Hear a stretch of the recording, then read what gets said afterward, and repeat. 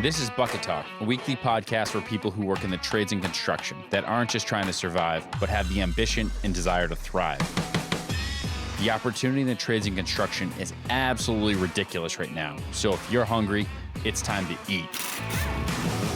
We discuss what it takes to rise from the bottom to the top with people who are well on their way and roll up their sleeves every single day. All right, on this episode, we're with Erik Perkins of Perkins Builder Brothers. Welcome, Erik. Good morning, Jeremy. How are you? Excellent.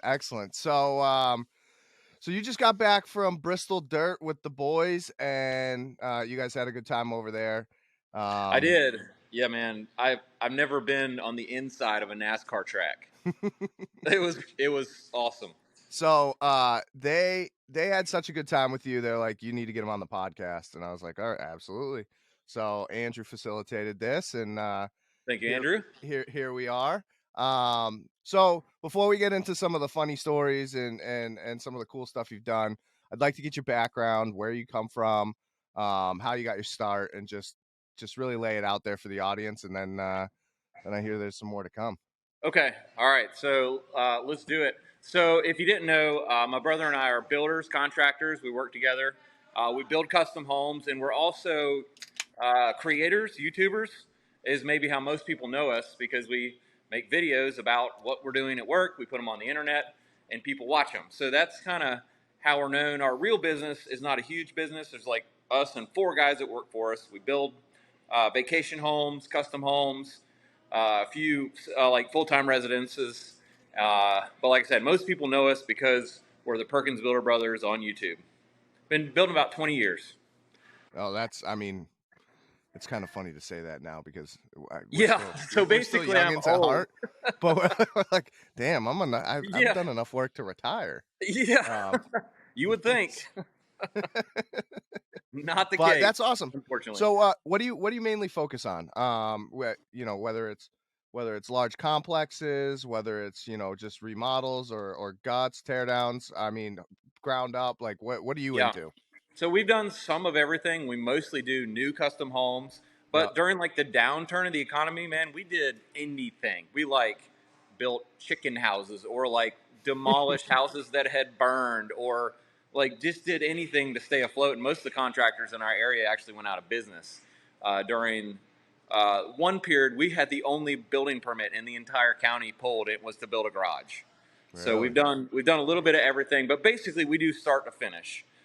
We rent the excavator, dig the footings, pour the concrete, lay the block, frame the walls and floors, frame the roof, do all the siding, painting, windows, doors, cabinets, flooring, trim, doorknobs, like the finishing details, and walk away.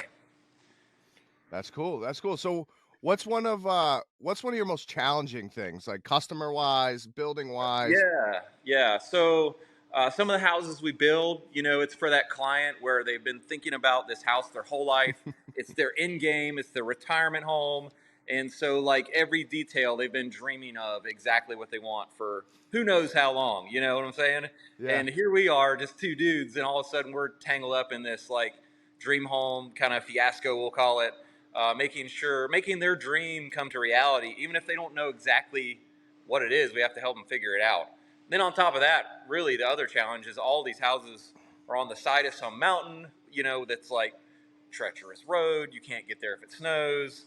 Big trucks get stuck and go off the mountain. So, the whole thing can be just out of hand when you put all that together. Yeah, I'm sure there's some like limitations to, I watched my wife work with a contractor building our first house. And, she came down with the graph paper and the lines, and everything was measured out and everything was perfect. But then came along like the home decor books, right? So you open it up and I want like a kitchen like this. And I can only imagine that there's some limitations on a mountain, whether it be water pressure for certain things, whether it be toilets and septic, and just the you come in and you're like, I want this, and they're like, it can't be done because you're on the side of a mountain, and this is there's a ton of limitations there. Oh yeah, like just the physical size of the footprint of the structure is a huge problem because there's no flat ground. So you got this huge footprint. It just got to stick off the side into the air, and that costs a lot of money. Do you do any blasting? we have had to do blasting to get roads in and sites in. Yeah. We have to rent these. They make special hydraulic hammers that you can put on the end of a traco arm instead of Yep. the bucket that will just demolish rocks. So we had to do pretty much anything to deal with that type of stuff. And then, you get to the fine details like you're talking about, like homeowner opens up Pinterest and says, this is it. This is the kitchen I want. I'm like, This is well, it. This is what I want. sir, yeah, sir or ma'am, that's like $1 million kitchen you're showing me. Your budget's like 20,000. So, I'm not trying to be rude here, but what you're looking at, the reason you love it is because it's super expensive. That's exactly why you love it, because it's really like everything top line. So it's tough. It was funny. I the one time I finally went with my wife to do anything for the house, like I wanted to stay out of it. It was already getting to be too much. So she took me lighting shopping, Mm, and she's like, "We're gonna go pick out all the fixtures for the house." I was like, "This sounds terrible." So we were there for like 8 hours. It was ridiculous. At the end, we were just like, this light, this light, this light, this light. Like, I'm absolutely burnt out. And then what's amazing is like, after living it for 4 years, you don't even recognize, you don't even look, you don't notice them anymore. And not it's like, really. why did I spend so much time on some of these fit and finishes when it doesn't fucking matter? Yeah, no, at the end of the day, you're right. Like the fact that you have a light that works, that's Yeah. that's what matters. And But it's yeah, no, so I was just gonna say. I mean, the ornateness, the everything. yeah. It all blends in, and you don't stop and stare and go, "Oh wow, that's a great fixture." Yeah. You know what I No, you're like, where's the fridge? I need a mean? sandwich. Yeah. Oh, don't get me started on the fridge. These new stainless. I'm one I'm one of those guys that grew up top freezer, bottom fridge. Like Yep. you could put anything. You could put a stack of 6 freaking pizzas in the damn thing and you're fine. These new freaking stainless things, and you Yeah. can't put a bowl of soup in there without having to re-level the drawer or re-level the shelves and everything. See, Fucking that's for your own stupid. good. It's for health benefits. You can't put 6 pizzas in your refrigerator. I guess. I Yeah. remember my mom just like putting a whole pot of soup in there, just like still in the pot. You can't do that nowadays with the fridges. No. So everything is smart. You're Yeah. going to spend, 10 times the money on all these smart things, which I'm not against, but Yeah. you can go over the top, and the options are like endless. So it's super overwhelming for clients Yeah. sometimes to build. Yeah, I could see that. I mean, like even home connectivity, just like Oh yeah. thermostats and TVs and sound systems, and a lot of it's just noise. I mean, like Yeah. do you really need it? Like how Yeah. often are you got the whole house, playing music? Like Christmas time, maybe? Yeah. Like maybe that one spring cleaning day, you got the windows open, but Yeah. like It can be a lot. So, I mean, I tell my clients, if they start going over budget, like in the framing stage of the project, I'm like, pump the brakes, guys, because, like you're saying, the finishing stage, that's where you can blow the budget like yeah. big time. So, Yeah. I tell them, if you're over during framing, you're in big trouble. You're screwed basically on your budget. That is, Yeah. because when you get to the finished stuff, you're going to see all this other stuff and just probably go nuts. Yeah. I try to stop them, but there ain't no stopping them. So and that's another thing. Like I kind of clue me in on how you budget for things. I mean, do you go price per square foot based on experience? So like if you know it's going to be a high-end house, you're like, all right, let's Yeah. budget for $400 a square foot. Yeah. Does that So kind of get you where you need to be? not really. I mean, every house is different. I mean, Yeah. just because of every detail about it, every detail of the finishes, where it is. So we used to do mostly like a fixed price. So I'd actually figure all the materials, all the labor, all the everything, Yeah. every scrap of everything it was going to take to build the house. And I'd give the homeowner a price, and I'm like, this is the price unless you change something. And Yeah. if you change something, I can add to the price, or I'll take it Yeah. off if you take something off the house. But more recently, we've been doing like a cost plus type build where we give an estimate, and then we say, we're charging X amount of dollars per hour for our crew, plus the materials, plus 15% is like our fee of all the other money we spend. Yeah. And the problem with that is you really have to keep track of how much money you spend, Yeah. or else you don't get paid. So, um, And, like I said, the customer is definitely more liable to be questioning what you're buying and how much, and making sure you're not just, going on a shopping spree at Lowe's and getting like every tool known to man and charging them for it. Keeps everybody honest. Yeah, you have to be, liable for everything you buy. So, there's drawbacks to both methods. But either way, just the contracting in a building is a full-time job for sure. How do you feel? So my wife took a Sandler training class a long time ago, and it was a big sales class, and there was a whole bunch of installation guys and whatever. And they had a theory for the blue collar guys, and I want to hear yours before I say that one. But when it comes to quotes, do you give free quotes or no? Oh, do I give free quotes? Yeah. No.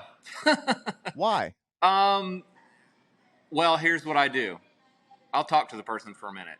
Yeah. And if they say the word, I'm looking for the best deal or the cheapest price, or I've talked to 10 other contractors, I tell them no thanks, because it's going to take me like a full 8-hour week to give you an accurate quote. I can't just tell you a number without doing the research. So, Yeah. and a lot of those people that want a bunch of quotes, literally, they're just looking for the cheapest price. And I just tell them straight up, like immediately, I'm not the cheapest price. I'm going to do a really good job, and I can't be the cheapest price and do a good job. So that's been my 3 good, fast, and cheap. Pick 2. Yeah, that's exactly. Yeah. So, back in the day, I did. I was younger. I thought, oh man, these people want a quote from us. We're going to go big time, and Right. you just waste a bunch of time, and you hand this thing to them, and you never hear from them again. So I'm like, Yeah, and that was exactly that. I mean, these guys were running around, and it was a little different when you're offering services, or yeah, when you could be in and out a little bit quicker. But like builders, again, it's like by the time you get, a basic understanding, a basic design, not even like to the architect and getting Yeah. plans back, but just like the amount of money that you could spend on it. I've heard a lot of contractors now say that, like, I'm going to charge you X to get you to this stage, and then we can make a decision from there. Sure. I think that's smart, because you don't get people wasting your time. Right. And at the end of the day, you're working towards something. It's just connecting you and the customer, and I think it's great. And I don't know, there's not many contractors to choose from now, so I think the customer needs to start realizing that, hey, you know what? There's no more price shopping. It's just like, hey, can I find a contractor to do it in my timeline? Yeah. Well, and so you wouldn't go into like a restaurant and expect a chef to like prepare you a meal for free and just let you look at it, and then you decide, oh, yeah, I'm going to go with this other restaurant next door. I mean, it's the same thing if you think about it. I got a funny one, because I'm a mechanic, so people used to come in and say, "Hey, I got this starter. Can you put it in for me?" And my boss, dead ass serious, would say, "If you brought a steak to a steakhouse, would they cook it for you?" Yeah. I was like, Probably not. Probably not. And I was like, I mean, it makes sense. When you boil it down, people will get mad. They're like, well, it's not the same. And it's like, well, it is, just because you can buy it online and put it in. I mean, there's a whole infrastructure, you know what I mean, behind it. So Yeah, and I think every trade deals with stuff differently, but that's an interesting way to put it there. I wish I was a mechanic. I wish I knew how to do stuff. just like be using that all the time. Dude, I would just, man, it would be so much fun to be a mechanic. It gets to be a lot. But yeah, I mean, it's good. It's weird because, like, we've had issues with customers and like the size of the bill. So now everybody wants, a brake job. They want it to be $150. Well, it's not anymore. It's $500 an axle. So you're looking at $1,000 for pads and rotors and all the. So prices have gone up, and people will be like, oh, I don't want to pay $500 for pads and rotors, but they went out and spent $500 on drinks last night. You know what I mean? Sure. So it's just nobody wants to. You don't really need brakes. I mean, do you really need brakes? I don't know. Well, so it's hard when you're just trying to get back to whole. I think that when people see like they're getting more, like whether they're building an addition or getting an extra bathroom or whatever, that's what they want to spend their money on. They don't want to spend money on like repairing a leak in a house or fixing a car that runs already. You know what I mean? Yeah. It's kind of discouraging. It is. It's true. People, they don't think about the what ifs as much as like my parents didn't spend any money ever unless it was like a what if, you know. Yeah. You know, so it's definitely a generation thing where, you know, I don't want to get all into this, I guess, but you know, just the entitlement of you should have everything, even if you didn't earn it, Yeah. mentality. You know, so I came from this. You know, I'm 41, so I kind of came from that generation where your parents still made you get a job when you were like 14 and like ride your bike to work and pay for your own car and car insurance and you know, didn't buy you anything unless it was your birthday or Christmas. And so, you know, it's a But different world now. we won't get into it, but we can skim it high level, and I think this is great because it's, you know, it's not even going politics, it's not going anything. How about the sense, the feeling you get when you work really hard and you achieve a goal, right? And that new Silverado that you bought, or that new toolbox that you bought, or that job that you completed on the side of the mountain where the customer's happy and it's, you know, it's a $2 million thing, or that video that you shot about it. Like all that hard work is like that dopamine drip. You know what I mean? It's It like is. it's It is. awesome. Yeah. And and for those out there that everything gets handed to them, like you're missing out. Like this is great when you're able to do something, work hard, and fail, right? A lot of Oh, times yeah. fail, overcome, come back, get it done, and that feeling of that sense of accomplishment and whatever. There's nothing else like it. I think you're onto something right there. Just Yes. saying, It just actually saying, makes you kids. want to go like do another job. Yeah, Kind yeah. I mean, it was wild. Like I was at least I was anywhere from 7 to 10 cars a day, diagnosed and repaired, and whether it was from you know, simple brake job to you know, well, when you get into like engine R&Rs, that would take a day. But um, the road test, I always look forward to the road test. I was done, everything was good, and then I had 15 minutes of just cruising in the car, pumping my ego up, just like I did this. I put the engine in the car. Everything's running smoothly. Now, sometimes it didn't. You had to get towed of back or whatever. But whoops. 99% of Yeah. the time, it was that like 15 minutes of peace and no noise. It was awesome. Yeah, that's a good feeling when the thing starts and runs and you come back. You're like, here you go. It works now. Yeah. I don't want to brag, but I fixed your car. Yep. So yeah, I don't know. It was cool for me. You know, some can say I have ADD, ADHD, whatever you want to call it. So for me, having 10 accomplishments a day that Yeah. I get that nice gold star that Yeah. you did Yeah. a good job. Oh, I mean, yeah. that was 10 hits of like, Yeah. whew, I did something today. Oh, yeah. We know all about ADHD in my house. Trust me.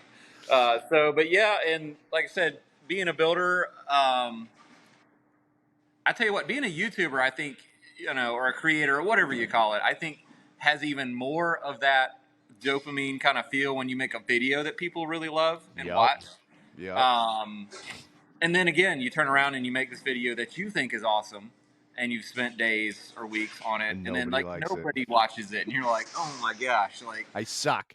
people hate me. I suck. Like, so it definitely, for whatever reason, doing something a little more artistic, I guess you call video work, putting yourself out there is a little more vulnerable. And when people don't like it or comment badly or just it doesn't go like you planned, it just hurts a little more. It can cut a little deeper than someone not liking your trim work or something on a house.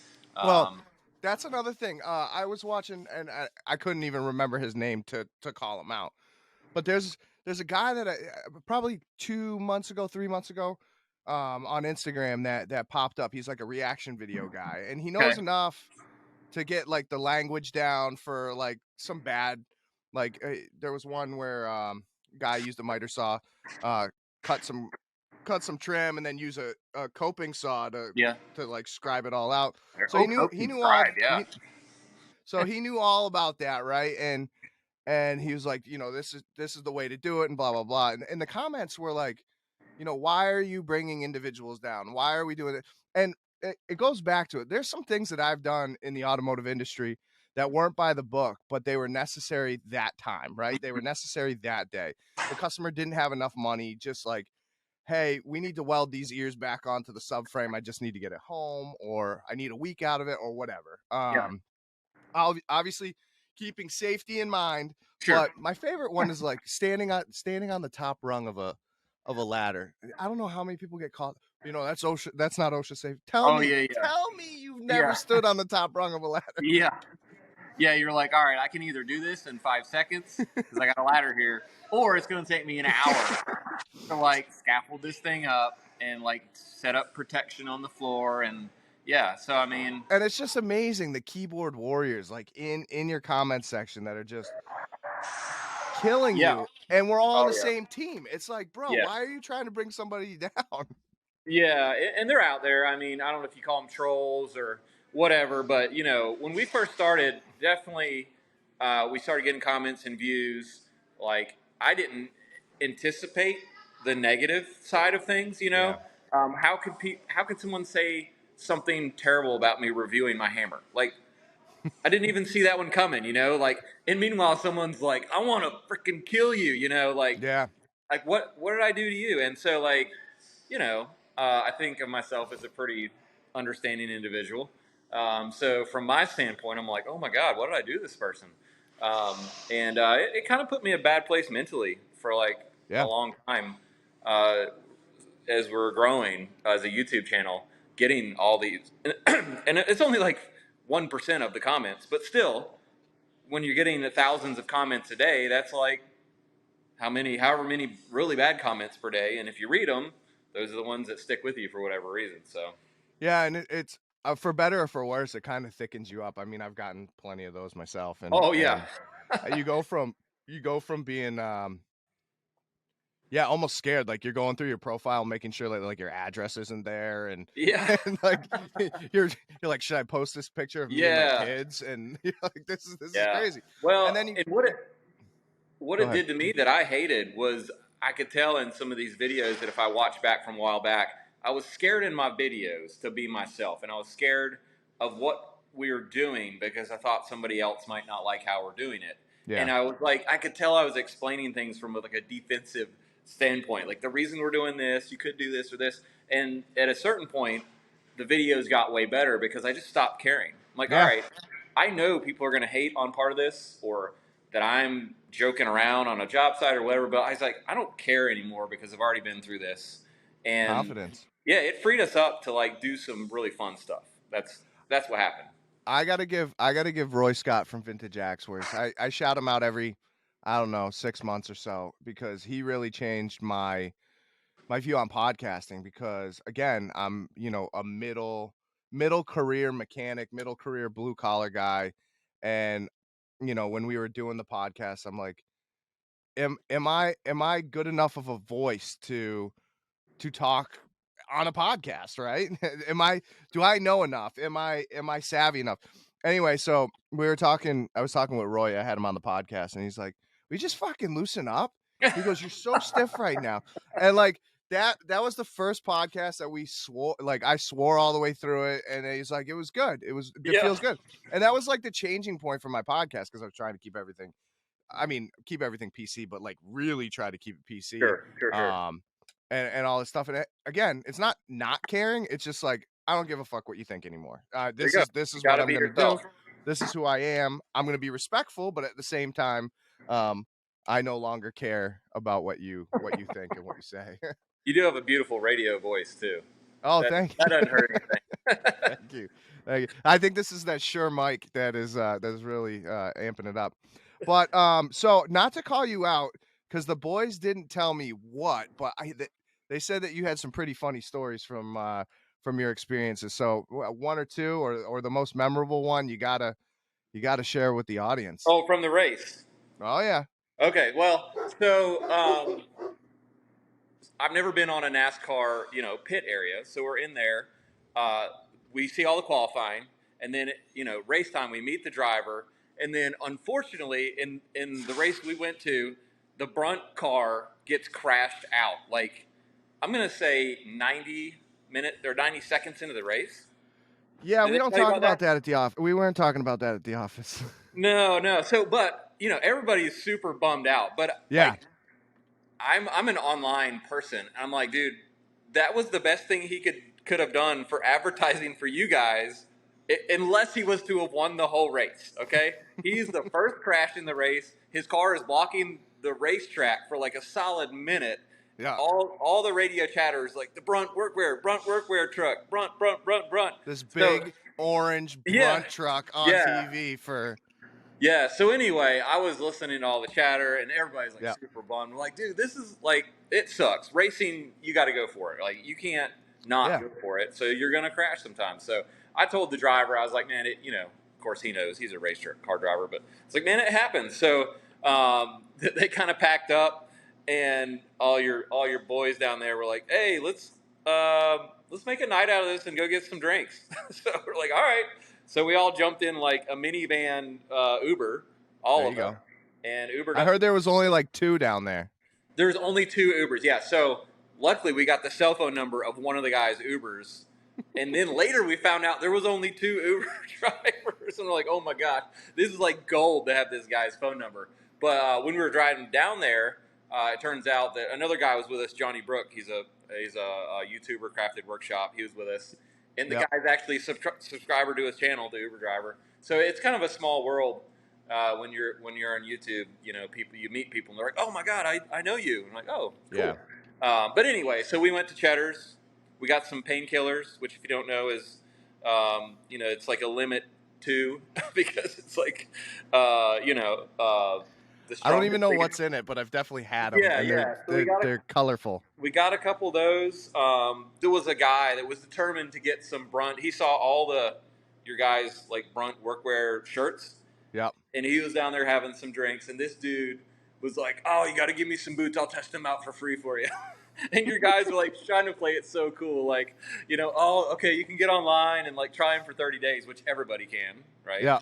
Okay, Yep. but they're like, oh yeah, just throw my name out there because this guy would not give up unless he was getting a deal. And he came back like 4 or 5 times. Yeah, man, you got to get me those boots. Give me those boots. Give me those boots. And you could tell your guys after a while were like, oh man, like I really appreciate it, but like you already asked this 5 times. So it was cool to see. Like I said, you guys super nice. But at a certain point, they were like, all right, guy, like we're trying to relax here. So anyway, and I also learned that Brunt's only like 2 years old, which I didn't know. Yeah, we're coming up on 3 years in Yeah. September. Yeah, so I was like, wow, you guys have a NASCAR? Like what? It's funny. The podcast is, I think, 6 months older than the company. So, Yeah. So I don't know what you guys are doing exactly. I know you're like direct to consumer, which people like. Yeah. And you make good boots. So I had no idea. I just assumed you guys had been around like a decade. I mean, it was everything. Just to kind of put it out there, it was kind of scary for us launching during COVID because, I mean, the date was set and then COVID happened and we were like, this is not a good time. And what was interesting, and this is indicative of like how the trades are perceived now, is I at the time I was working at a shop, and we had a lot of guys that were 50 plus.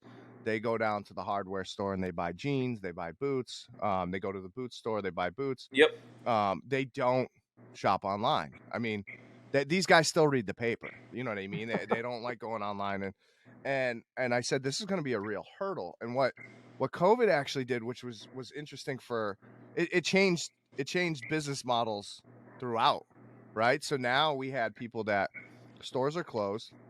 Now they're forced to shop online. It just so happened this, direct to consumer online business just happened to start at the same time. Yeah, I mean, and it was wild, and it took off, and now I see that a lot of tradesmen and women are more apt to buy online than they did pre-pandemic. Yeah, everybody. And that comes with anything from tools to anything. Yeah.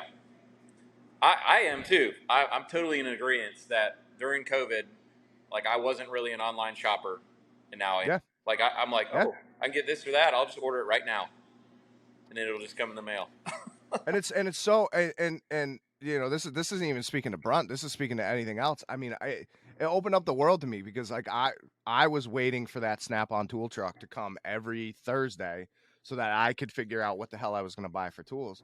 And I stopped doing that because I can go on Amazon and Yeah. buy it and it's delivered like essentially next day. I don't know. And Did the it Snap-on was truck quit coming during COVID? it's uh no, we got laid It off. We quit oh, coming. you quit coming. Wow, that's even worse. While I was there, no, the Snap-on truck wasn't because they weren't allowed in. Mm. We had like this ecosystem. I was working for. I was the only. They laid everybody off in the shop, and I was working for like a couple of months, and then they kind of rotated another guy in and laid me off, and then I stayed home with the kids while my wife could work remotely. Um, yeah, that was a challenging time. I Yeah. look back on it, and it was like. For me, it was kind of unique. I'm never gonna get that chance to really bond with my kids, and but yeah, it was an interesting time. Let me tell you. Yeah, being at home with the kids that's a job, bud. Did you guys keep going through COVID? We did. We had to like kind of same thing. Like we had this job, but then the excavation company that was supposed to do the excavation Yeah, was like, we're shut down for 6 months. yeah, And it wasn't like a thing we could rent an excavator and do. It was like take off half of a mountainside that was yeah, rock to put this site in. So we had to like find a job, and that we ended up building this little like 1 bedroom like vacation getaway home that someone had like a lot cleared. They had power, they had a well and septic, like all there. And it was just super lucky that this lady called us, or else we would have basically been sitting at home as well. yeah, And our guys, which we probably would have lost our whole crew because we had no work for them. So we definitely had to bounce around. But luckily, I was like, okay, we're at this super tiny house to build. We got a whole crew, and I want them to get as much out of this time hours as they can, even though it's small. So I was like, well, I'm going to film the entire process. And I'd never done this before because it seemed super overwhelming to film and yeah. edit like the entire start to finish of a house. So I was like, well, if I'm ever going to try it, like this is the house. It's a small house. I want to be sort of hands off so the guys get more hours. And we did it. And that was sort of our turning point in like 2020 or 2021 of like our Yep. YouTube channel being very small, like 10 subscribers, to like gaining hundreds or thousands of subscribers per day since then. That and everybody was at home with nothing to do. So. Yeah. And so, we got super lucky that we had a Yeah. job that, the YouTube stuff worked out because it was like, a lot of people don't know, but I worked for like 2 years, as hard as I'm working now on YouTube without getting paid. Cause like you don't just start making money when you make videos. You have to reach a certain level of views and Yep. subscribers. Anyway, it was sort of a hard time for me too, because I didn't make any money on that job. Still wasn't making any money on YouTube. So I basically worked for 6 whole months, no money, no pay. Yep. And I'm like, oh my God, like this can't happen on another job, like the money situation. So anyway. Yeah, it was interesting because there were some sectors that did really well. One of our landscapers was that I repair his trucks. He was like flat out.